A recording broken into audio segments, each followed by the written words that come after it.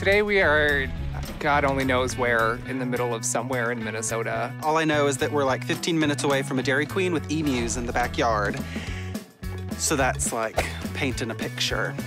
I assume north. I think we went north by a lake in the woods.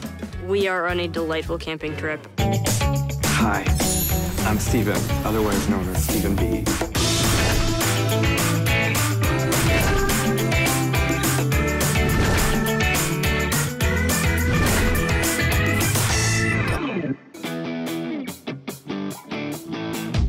We are here today for a team building exercise because for some reason, camping would bring all of us together. Steven's been gone on tour for like a month now, and we've all been sort of operating independently of him. So I think he wants to just draw us all together and have a shared experience. We gotta reconnect, refocus, and get to know each other a little bit better in the wilderness. We came here on a glamping trip. It was supposed to be a camping trip, but Steven and I said the only way that we're going outdoors if it's GL instead of the C. Glamping somehow puts a glamorous edge on it, and I can bring all my favorite things. And I thought if I'm glamping, I'll just take off the jewelry part, because that would make it more casual. We're bonding together outside, like humidity on my skin. Team building, we're also good at that. I'm still trying to figure out what team means to Steven. I think that means like entourage. What the hell? Where's the staff? So we're in this like cabin in the woods, which is just like the horror movie. Since when do you have friends that live out here? I don't know, they said it was a chalet. There's your room, Jer, look. It's a chicken coop. Yeah. I wouldn't say that the surroundings go with my glamping concept. Steven apparently knows somebody. He had this key on loan. We walked up to the door and it was locked. Well, okay. There's a key issue.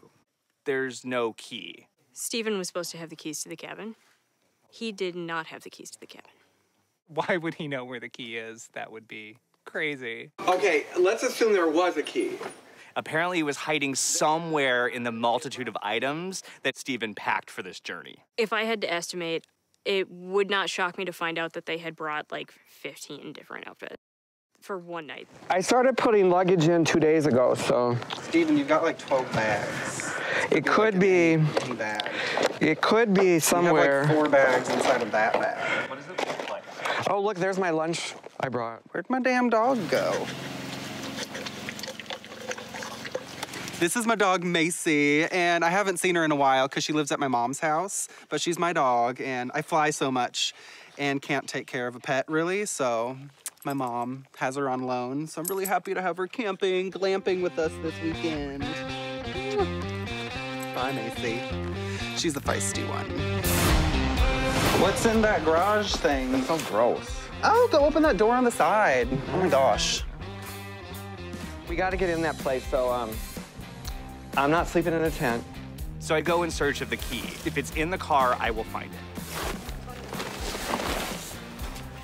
The Stevens filled Steven Berg's vehicle. And a fur beret. I'd have to say they overpacked for a one-night camping trip. That's a camping staple. Decor. Who needs peacock feathers? Who needs bucket hats filled with hair? I mean, who brings that camping?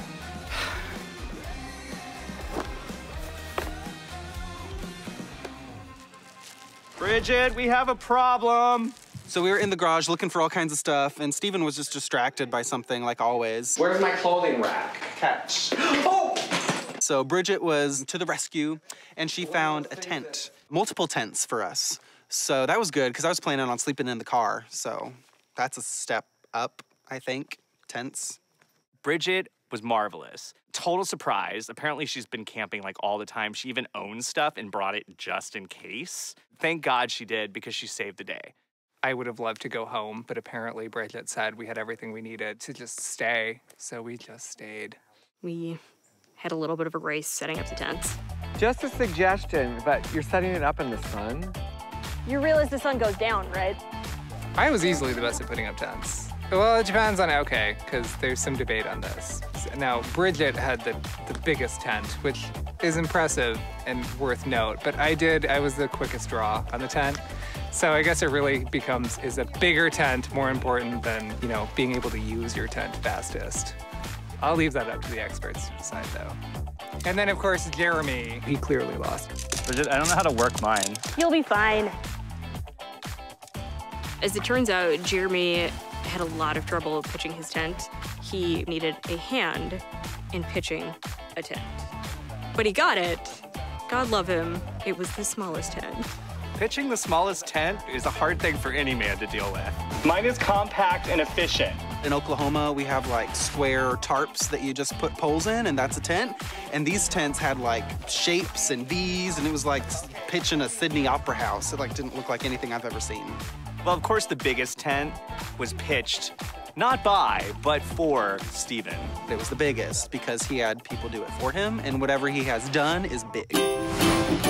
You have all basically been thrown out of a plane already. Let's not freak out over some stairs.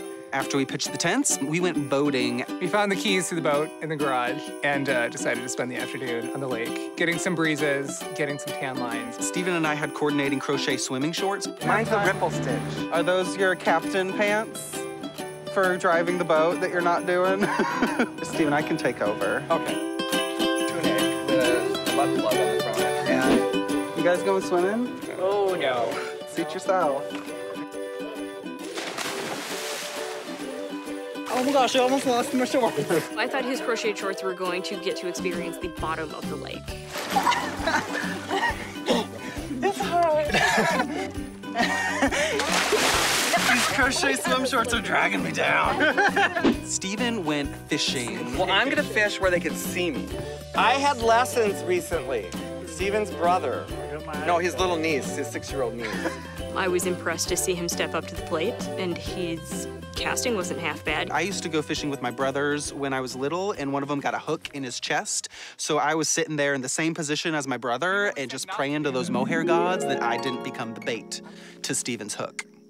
Steven did not catch any fish, but damn it, he tried. Look at it. The boat got back to the dock in a very terrifying manner. We were driving back to shore, and I don't have a license to drive a car or boat, but I have a license to knit, self-declared, and I handed it over to Bridget. I taught her the ropes. We taught Bridget how to drive a boat. There's a wheel and a nozzle knob. Push up means like high heavens, like flying up to sky. I don't drive. I don't drive boats, I don't drive cars. I've driven a go-kart, that was pretty rad. Bridget doesn't know how to drive, I think, a bicycle. I've never seen her on one, at least. She can ride a bus. I've seen her do that. I've certainly seen her ride in my car many times and complain about my driving. We had a lovely teamwork experience in getting back to the dock. Stephen West helped me steer. Michael helped me with the throttle. I almost probably could have just sat back in that chair and just enjoyed the men being manly. Look at it, it's on empty. Okay, it's off. We're off. We're gonna hit that metal thing and go crash. It was a very nice change to be out on the boat as opposed to being in the store and the stress and the nonsense that we deal with every day. It was very helpful to calm down and just sort of let everything click back into place.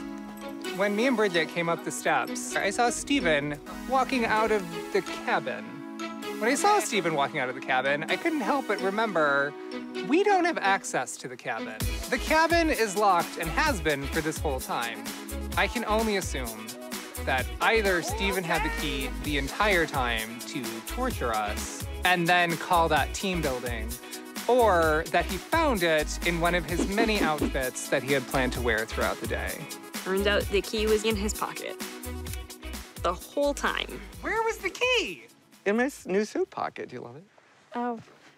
I do, yeah. But I do. Could you take the tag off? Yeah, so Steven saved the day, but he should have saved us at the beginning. I'd like to think that I did it subconsciously, wickedly not. But it was in my pocket, so maybe I meant to be a little challenging for the team to see how they behave. It was annoying at first that Steven finally found the key, but he looked so good and it like put everyone in like high spirits, so we decided to hang outside some more, have some s'mores together by the fire, and we had great outfits for that, so. I think that team building today was a success. Who wants a beer? As the day went on, I realized that Bridget knew what she was doing. She's got an inner outdoors woman, I can handle it kind of thing going on, and that's gonna get us through any situation in the business, right? Then there's Michael. Michael still was sarcastic, I have to say. Give him a whiskey flask and you don't know what's gonna happen. I think that today has brought us certainly nearer together, and we've had to do the same things. So in that way, yeah, we're closer, you know, in proximity, arguably too close, pretty super close. I mean, they're right there. That's pretty close. I'd normally be home now, but instead I'm close to them. So yeah, this all brought us real close together. We reconnected, or maybe we just connected on a different level. Emotionally, it brought us like a little closer together, I think. But I think we need like, no, I was gonna say, I think we need like 10 more glamping trips to go, but we do not need that. So next time team building, I think perhaps, oh, I don't know, a resort, a spa. We could all get massages at the same time and then discuss the world.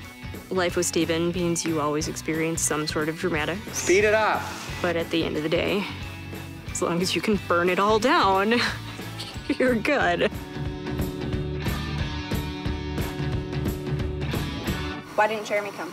Do we have a story for that? We don't have a story for that. Jeremy did not come on the boat because Jeremy is terrified of boats and very afraid of fish. And he can't stand on boats. Jeremy cannot stand on boats because he has some inner ear infection. I think it's vertigo, that if it's rocking even slightly, he falls. And so he would have fallen into the water, and Jeremy does not know how to swim. And also, I'm pretty sure there weren't any life jackets on the boat. So we would have lost Jeremy if Jeremy had been on the boat.